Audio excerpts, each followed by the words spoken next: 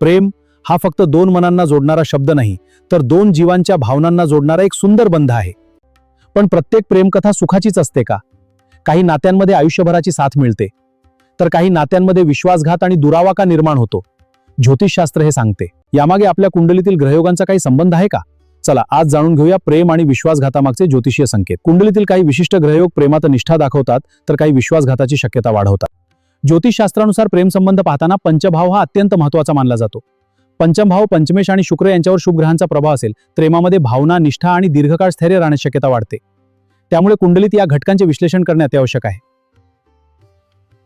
पण पंचम किंवा सप्तम भावावर राहू, केतू, शनी किंवा मंगळाचा अशुभ प्रभाव असेल, तर नात्यात गैरसमज, संशय, मतभेद आणि अडथळे येण्याची शक्यता असते.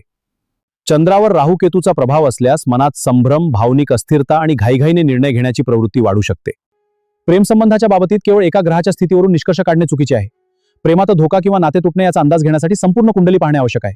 पंचम आणि सप्तम भाव, त्यांचे स्वामी आणि चालू दशाभुक्ती यांचा सखोल अभ्यास करावा लागतो. हा सखोल विचार केल्याशिवाय प्रेमाच्या भविष्याबद्दल खात्रीने सांगता येत नाही. प्रेमात स्थैर्य आणि सकारात्मकता वाढवण्यासाठी शुक्र मंत्रजप, शिवपार्वती उपासना आणि राहू शांतीचे उपाय श्रद्धेने करता येतात. शेवटी एवढंच लक्षात ठेवा, प्रेमात ग्रहयोग संकेत देऊ शकतात, पण नातं टिकवण्याची खरी ताकद असते ती विश्वास, प्रामाणिकपणा, समजूतदारपणा आणि एकमेकांना दिलेल्या साठीत.